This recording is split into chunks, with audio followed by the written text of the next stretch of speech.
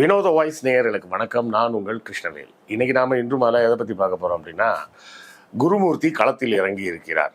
என்ன களத்தில்? ராமதாஸ் மற்றும் அன்புமணி ஆகியோரை இணைக்கும் வேலைக்காக குருமூர்த்தி களம் இறங்கி இருக்கிறார். இதன் பின்னணி செய்திகள் என்ன, இதெல்லாம் நடக்குமா, விளங்குமா, விளங்காதா அப்படிங்கிறத பற்றி தான் விரிவாக இன்னைக்கு நாம் பார்க்க போகிறோம். நம்ம வீடியோவில் அடிக்கடி நம்ம அப்புறம் நண்பர்களே புத்தகம் வாங்குன்ற போடுறதெல்லாம் நிறைய பேர் கேலி பண்ணுறாங்க. கேலி கிண்டல்லாம் பற்றி நம்ம கவலைப்பட வேண்டிய அவசியம் இல்லை.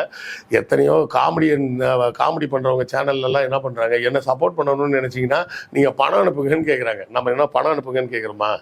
சேனல் நடத்த பணம் தேவைப்படும்.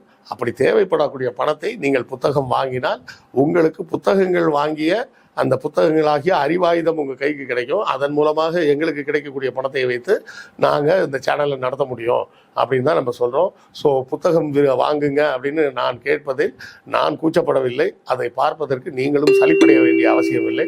புத்தகம் வாங்க முடியாதவர்கள் லைக் போட்டாலும் சப்போர்ட்டு தான், ஷேர் பண்ணாலும் சப்போர்ட்டு தான், சப்ஸ்கிரைப் பண்ணாலும் சப்போர்ட்டு தான், ஏன் கமெண்ட் போட்டிங்கன்னா கூட சப்போர்ட்டு தான். ஸோ ஏதாவது ஒரு வகையில் உங்கள் ஆதரவை நம்ம சேனலுக்கு கொடுத்துக்கிட்டே இருங்க. சரி, இந்த குருமூர்த்தி இவர் யார்? இவர் ஒரு ஆடிட்டர். ஆடிட்டராக இருந்து பல்வேறு நிறுவனங்களுக்கு எப்படியெல்லாம் வரி ஏய்ப்பு செய்வது அப்படிங்கிறத சொல்லிக் கொடுக்கறது தான் பல ஆண்டுகளாக இவரது வேலையாக பார்த்து கொண்டிருந்தார். இந்த வேலைகளுக்கு நடுவே கொஞ்சம் கொஞ்சமாக சோவோடு நெருக்கமாகி அப்படியே சோவின் வாரிசாக மாறி துக்ளக் பத்திரிகைக்கு ஆசிரியர் ஆகிட்டார்.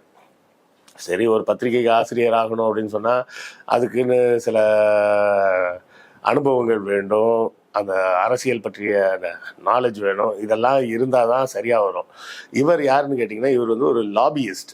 எங்கே ஏதாவது ஒரு லாபியை கிரியேட் பண்ணி அந்த லாபிக்காக உட்காந்து வேலை செய்யக்கூடிய ஒரு நபர். இப்படி இருக்கக்கூடிய ஒரு நபர் என்ன இதுவரை சரியாக ஏதாவது செஞ்சுருக்காரா அப்படின்னு பார்த்தோம்னா அதுவும் இவர் ஹிஸ்ட்ரியிலே கிடையாது. நீங்கள் நல்லா யோசிச்சு பாருங்கள். முதல்ல ஏடிஎம்கேவை என்ன பண்ணார், உடைக்கிறதுக்கு பிளானே இவர் தான் கொடுத்த பிளான். என்ன பிளானு? சசிகலாவை தூக்கி ஜெயிலில் போட்டோம்னா இவங்க உள்ளே அடிச்சுப்பாங்க. அடித்தா கட்சி ரெண்டாக உடையும் போது ஒரு கட்சியை நம்ம கூட சேர்த்துக்கிட்டு இன்னொரு கட்சியை காலி பண்ணி ஆட்சியை பிடிக்கலாம். இதுதான் அவங்களோட ரெகுலர் ஃபார்முலா. அது பீகாராக இருக்கட்டும், ராஜஸ்தானாக இருக்கட்டும், மகாராஷ்டிராவாக இருக்கட்டும், எங்கே வேணாலும் ரொம்ப சிம்பிளான ஃபார்முலா. 2 கட்சிகள் இருக்குன்னா 2ல் ஒரு கட்சியை வீக் ஆக்கி அதை 2ஆக உடைச்சி அந்த 2ஆக உடைச்ச ஒரு கட்சியோட சேர்த்து கூட்டணி வச்சு இன்னொரு பாதியை காலி பண்ணி உள்ளே நுழைஞ்சதுக்கப்புறம் ஏற்கனவே ஸ்ட்ராங்காக இருக்கக்கூடிய இன்னொரு கட்சியும் காலி பண்ணுறது. இதுதான் அவங்களோட ஃபார்முலா. இந்த ஃபார்முலா வடக்கெல்லாம் நல்லா ஒர்க் அவுட் ஆச்சுன்னொடனே அதே மாதிரி இங்கேயும் பண்ணிடலாம் அப்படின்னு சொல்லி தான் இவர்கள் தேர்ந்தெடுத்தது ஏடிஎம்கேவை. ஏன்னா டிஎம்கேலாம் அந்த பப்பு வேகாது. அப்போ ஏடிஎம்கேல என்ன பண்ணலாம், சசிகலா தூக்கி உள்ளே போட்டோடனே கட்சியை 2ஆக உடைப்பதற்கு ஏதுவாக ஓபிஎஸ் இபிஎஸ்னு 2 அணியாக இருந்தாங்க. கடைசியில் என்ன நடந்தது? எடப்பாடியார் கட்சியை ஸ்ட்ராங்காக கையில் பிடிச்சிட்டார். ஓபிஎஸ் தெருவில் விட்டாங்க. இப்போ சசிகலாவை தெருவில் விட்டாங்க, தினகரனை தெருவில் விட்டாங்க, ஓபிஎஸ்ஸை தெருவில் விட்டாங்க.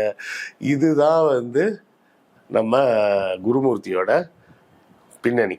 இது மட்டும்னு இல்லைங்க, நிறைய இடத்த சொல்லலாம்.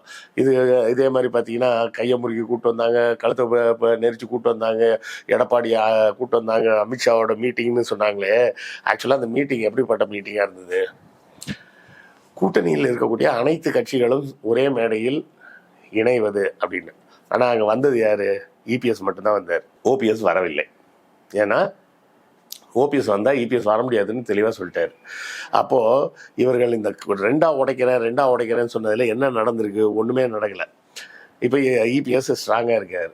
இப்போ எனக்கு என்ன கேள்வினா, இருக்கிற வேலையெல்லாம் விட்டுட்டு ஒரு பழமொழி சொல்லுவாங்கள்ல, இருக்கிறதெல்லாம் இருக்கட்டும் கிழவனை தூக்கி மனையில் வை அப்படிம்பாங்களே, அது மாதிரி இருக்கிற எல்லா வேலையும் விட்டுட்டு இந்த அப்பா புள்ள சண்டைக்கு இவங்க ஏன் இவ்வளோ தூரம் இறங்கணும்? நான் சொல்வது அன்புமணியாக இருந்தாலும் சரி, ராமதாஸாக இருந்தாலும் சரி, இருவரும் குருமூர்த்தியிடம் கவனமாக இருப்பது நல்லது. ஏன்னா அவர் உள்ளே போய் எதுவுமே விளங்குனதில்லை. அதாவது நான் சொல்கிறது இந்த ராசி கீசின்லாம் சொல்லலை, அவரோட டேலண்ட் அந்த மாதிரி. அறிவு இருந்தால் தானே அந்த வேலை நடக்கும். அறிவு இல்லை, அந்த வேலைகளை செய்யக்கூடிய அளவுக்கு மதிநுட்பம் இல்லாதவர் என்ற காரணத்தினால் அது எல்லா இடமும் தோற்று போகுது. இதில் புத்திசாலித்தனமாக தப்பிச்சது ரஜினிகாந்த் மட்டும்தான். ரஜினியை கொண்டு வரணும்னு எப்படி இல்லாமல் தலைகீழ கவுந்தடிச்சு பார்த்தாங்க. ரஜினி தெளிவாயிட்டார். கமலஹாசனுக்கே 6% தான் வந்திருக்கு. நம்ம வந்தால் என்ன இன்னொரு 4% கூட வரும். 10% வாங்கிட்டு ரோட்டில் நிற்கணும். இந்த தலைவலியே வேணாம், அரசியலுக்கே நான் வரலப்பான்னு சொல்லி மொத்தமாக ஒரு கும்பிட போட்டு கிளம்பிட்டார். நாம் ஆன்மீக அரசியலை கொண்டு வர வேண்டும், அப்படி இப்படி ஆஹா ஓஹோ குருமூர்த்தி என்ற ஒரு ஜீனியஸ் அப்படின்லாம் முதல்ல பேச தான் செஞ்சார். அப்புறம் அவர் குருமூர்த்தியோட அவர் அறிவாளி, அதனால இவங்க பேச்சை காட்டோம்னா நம்ம விளங்காம போயிடுவோம் அப்படின்னு அவர் புரிஞ்சுக்கிட்டாரு. சரியா? அதாவது மக்களுக்கு வந்து ஒரு விஷயம் சரியா புரியாத விஷயம் என்னன்னா, நடிகர்கள்லாம் நிறைய பணம் வச்சிருக்காங்க அப்படின்னு நினைச்சுக்கிறாங்க. நடிகர்களை விட அரசியல்வாதிகள் இடம்தான் இருக்கிற பணம் தான் அதிகம். நடிகர்களுக்கு வந்து நடிச்சாதான் பணம், அரசியல்வாதிகளுக்கு எதுவும் செய்ய வேணாம். அவங்க ஏற்கனவே பண்ணி வச்சிருக்க இன்வெஸ்ட்மெண்ட்ல இருந்தே பணம் வந்துடும்.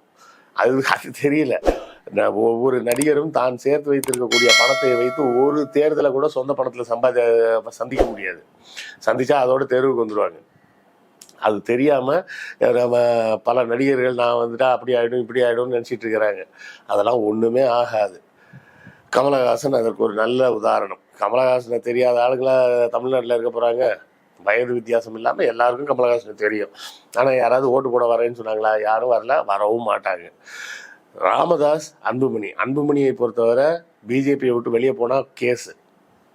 ராமதாஸை பொறுத்தவரை பிஜேபி கூட போனால் வேஸ்ட்டு, நாம் கட்சியே நாசமாயிடும் அப்படிங்கிறது தான் அவரோட நிலைப்பாடு. அந்த நிலைப்பாட்டில் தானே நம்ம எடப்பாடியார் முடிவு பண்ணார் போன எலெக்ஷனில், பிஜேபி வேண்டாம் வெளியே போவோம் அப்படின்னு. ஏன்னா ரொம்ப சிம்பிளான விஷயங்க. ஒரு 18% ஓட்டுக்கு 18%க்கு மேலே உள்ள ஓட்டு அப்படியே பிஜேபி கூட்டணியில் இருக்கும் காரணத்துக்காக மட்டுமே அந்த கட்சிக்கு போட மாட்டாங்க. அது ஏடிஎம்கேவாக இருந்தாலும் சரி, பாமகவாக இருந்தாலும் சரி, யாராக இருந்தாலும் சரி, இஸ்லாமியர்களின் ஓட்டும் தலித்துகளின் ஓட்டுமாக சேர்த்து கிட்டத்தட்ட ஒரு 18%க்கு மேலே உள்ள ஓட்டு அப்படியே நேராக பாஜகவுக்கு எதிரான கூட்டணி அப்படின்ற இடத்துல தான் அந்த ஓட்டுகள் வந்து சேரும். அப்படி இருக்கக்கூடிய நேரத்தில் தமிழ்நாட்டை பொறுத்தவரை தமிழ்நாட்டு அரசியலில் யாருமே பிஜேபி கூட கூட்டணி வைக்க தயாராக இல்லை. அதுவும் பார்த்துட்டாங்க, கடந்த தேர்தல்கள் எல்லாத்தையும் பார்த்துட்டாங்க. மொத்தத்தில் மேலும் மேலும் மேலும் மேலும் மேலும் பாஜக வெறுப்பு தான் மக்கள் மனதில் வந்திருக்கே தவிர பாஜகவை சகித்து கொள்ளலாம், பாஜகவுக்கு ஒரு சான்ஸ் கொடுத்து பார்க்கலாமே, ஏதாவது செஞ்சிருவாங்களா அப்படின்ற ஒரு சின்ன பொறி கூட மக்களுக்கு வரவே இல்லை. மக்கள் வந்து ரொம்ப தெளிவாக இருக்கிறாங்க. பாஜக வந்துடவே கூடாது, பாஜக வட இந்திய மாநிலங்களில் என்னெல்லாம் செஞ்சிட்டு இருக்கிறாங்கன்றத பார்த்துக்கிட்டு தான் இருக்கிறாங்க. அதை பார்த்து கொண்டு இருக்கும் காரணத்தினால் அவங்க தெளிவாக இருக்கிறாங்க. இதில் குருமூர்த்தி தேவையில்லாமல், அதாவது ஊரில் 1000 பிரச்சனை இருக்குது, எல்லா பிரச்சனையும் விட்டுட்டு குருமூர்த்தி போய் அப்பாவுக்கும் மகனுக்கும் உள்ள பஞ்சாயத்தை சரி பண்ணுறதுக்கு போகிறேன் அப்படின்ற ஒரு இடத்துக்கு போய் நின்றுட்டு இருக்காரு. அதுக்கு எடப்பாடியார் சைதை துரைசாமியா கூட அனுப்பி வைக்கிறார். எது சமாதானம் பேசுறதுக்கு. இவர் தானா அனுப்புனாரா அப்படின்னு கேட்டால் தானாலாம் இவர் அனுப்பியிருக்க மாட்டார். அனுப்ப சொல்லி பாஜகவில் கொடுக்கப்பட்ட அழுத்தத்தின் காரணமாகத்தான். ஏன்னா தான் மட்டும் போனோம்னா அசிங்கமாக இருக்கும் அப்படின்னு. அப்போ இவ்வளோ நாள் வந்து பாமகவும் பாஜகவின் உள்கூட்டணியில் தான் இருக்குது அப்படின்னு நம்மலாம் சொல்லும்போது அப்படிலாம் இருக்காதுன்னு சொல்லிட்டு இருந்தாங்களே. குருமூர்த்தியே களத்தில் இறங்கியாச்சு அப்படின்னு சொன்னால் என்ன ஆகுது? நேரடியாக அந்த முகத்தை காட்டுறதுக்கே தயாராகிட்டாங்க. ரகசியமாக ஃபோனில் பேசுறது அந்த வேலையெல்லாம் இல்லை, நாங்கள் நேர்லேயே வர்றோம், ராமதாஸ் ஐயாவை நேரில் பார்க்குறோம், பார்த்து பேசுகிறோம் அப்படின்ற இடத்துக்கு வந்துட்டாங்க. அன்புமணி என்ன சொல்லிட்டாரு? நான் வர ரெடி. அவர் சிம்பிளாக சொல்லிட்டார், அவருக்கு நான் எதுக்கு வேணாலும் ரெடிப்பா, ஜெயிலுக்கு போகிறதுக்கு மட்டும் நான் ரெடி இல்லை அப்படிங்கிறது நம்ம அன்புமணி அவர்களின் நிலை. அன்புமணி அந்த விஷயத்தில் ரொம்ப தெளிவாக இருக்கிறார். நம்ம எப்படி இருந்தாலும் சரி உள்ளே மட்டும் போயிடக்கூடாது அப்படிங்கிறதுல தெளிவாக இருக்கிறார். ராமதாஸ் எப்படி இருக்காரு? பையனே உள்ளே போனாலும் பரவாயில்ல, அதை பற்றி பிரச்சனை இல்லை, நான் கட்சியை காப்பாற்றணும் அப்படின்ற முடிவில் இருக்கிறார். அப்போது ராமதாஸை சமாதானப்படுத்தும் விதமாக பாஜக தரப்பிலிருந்து பேசுறதுக்காக போகிறாங்க. அப்படி பேசுறதுக்காக போகக்கூடிய இந்த நேரத்தில் ராமதாஸ் ஐயா தெளிவாக இந்த இடத்தில் முடிவெடுக்கணும். குருமூர்த்தி பேச்சை கேட்டு உருட்டதா யாருமே சரித்திரம் இல்லை. ஆரம்பத்திலேருந்து பாருங்க, அதிமுகவாக இருக்கட்டும், ஓபிஎஸ்ஸாக இருக்கட்டும், ரஜினியாக இருக்கட்டும், எந்த இடத்துலையும் இவர் குருமூர்த்தியோட பேச்சை கேட்டு யாருமே விளங்கலை. எல்லாரும், அதாவது குருமூர்த்தியோட எல்லா பிளானுமே ஃபெயிலியர் தான் இருக்கு. சரியா? ஒரு இடத்துல கூட சக்சஸ் ஆகலை. அதன் மட்டும் இல்லாமல் இதன் காரணமாக மீண்டும் மீண்டும் திமுக கூட்டணி மேலும் வலுவடைகிறது. ஏன் திமுகவுக்கு எதிராக வாக்களிக்க கூடாது அப்படிங்கிற விஷயங்களை தான் குருமூர்த்தியின் செயல்பாடுகள் தொடர்ந்து உறுதிப்படுத்திக்கிட்டே இருக்குது. புரியுதுங்களா? ஒரு ஆன்டி இன்கம்பன்சியே இருக்கிறதா வச்சுக்கிட்டா கூட திமுகவுக்கு ஏன் வாக்களிக்க வேண்டும் அப்படின்னு கேட்டா இவங்க எல்லாம் சேர்ந்து கூத்தடிப்பாங்க, அதுக்காவது வாக்களிக்க வேண்டும் அப்படின்ற ஒரு நரேஷன் தான் மாத்தி செட் ஆகிட்டே வருது. இது இந்தியா கூட்டணிக்கு தான் பலத்தை மேலும் மேலும் சேர்க்குது. பாருங்களேன், இந்த பக்கம் இந்தியா கூட்டணி அவங்க பாட்டு அவங்க வேலையை பார்த்துட்டு உட்காந்துருக்காங்க. எதிர்ப்புறம் தான் நீ கூட்டணிக்கு வா, நீ கூட்டணிக்கு வா, நீ கூட்டணிக்கு வான்னு எல்லாரும் மாற்றி மாற்றி ஒவ்வொருத்தரையா கூப்பிட்டு இருக்கிறாங்க. இப்போ லேட்டஸ்டாக பாமகவும் விஜயும் கூட்டணின்றாங்க. பாமக விஜய் கூட கூட்டணின்றாங்க, பாமக கூட பாஜக கூட்டணின்றாங்க, பாமக கூட ஏடிஎம்கே கூட்டணின்றாங்க. தனித்தனியாக என்னெல்லாமோ பேசிட்டு இருக்கிறாங்க. இது எங்கே போய் முடியும்னு தெரியல. ஆனால் இந்த குழப்பங்கள் பூராமே எதிரணிக்கு தான் சாதகமாக அமைய போகுது அப்படிங்கிறது அவங்களுக்கு புரிய மாட்டேங்குது. இந்த குழப்பங்களை மேலும் மேலும் சிக்கலாக்கும் விதமாக ராமதாஸ் தெளிவாக சொல்லிட்டாரு, நான் இனிமேல் வரமாட்டேன் அப்படின்றாரு. அவருக்கு ஒரே முடிவில் இருக்கிறார். அவர் பாஜக இல்லாத அதிமுக கூட்டணியாக இருக்க வேண்டும், இல்லைனா திமுக கூட்டணியாக இருக்க வேண்டும் அப்படின்னு. திமுகவில் சேர்த்துக்க மாட்டோம்னு அவங்க தெளிவாக சொல்லிட்டாங்க. இப்போதைக்கு ராமதாஸுக்கு வேறு வழி கிடையாது, அதிமுக கூட தான் போய் சேர்ந்தாகணும். ஸோ இப்போ கட்சியே உடையக்கூடிய ஒரு சூழலில் நிற்கிது அப்படிங்கிறது கொஞ்சம் வேதனையான ஒரு விஷயம்தான். இத்தனை ஆண்டுகால உழைப்பை அவரது மகனே சேர்ந்து தூக்கி போட்டு உடைக்க போகிறாங்க அப்படிங்கிறது ரொம்ப வருத்தத்தை தரக்கூடிய ஒரு செய்தியாகத்தான் இருக்கிறது. ஆனால் ராமதாஸ் ஐயாவுக்கு ஒரே ஒரு சின்ன வேண்டுகோள், குருமூர்த்தி பேச்சை கேட்காதீங்க, வேற யார் பேச்ச வேணாலும் கேளுங்க, குருமூர்த்தி பேச்சை கேட்டு யாரும் உருப்பிட்டதா சரித்திரம் கிடையாது அப்படிங்கிறதோட இந்த செய்தியை முடிச்சுக்கலாம். இது குறித்த உங்கள் கருத்துக்கள் என்னன்றதை கமெண்ட்ல சொல்லுங்க, நானும் தெரிஞ்சுக்கிறேன். அடுத்த காணொளியில் சந்திப்போம். நன்றி, வணக்கம்.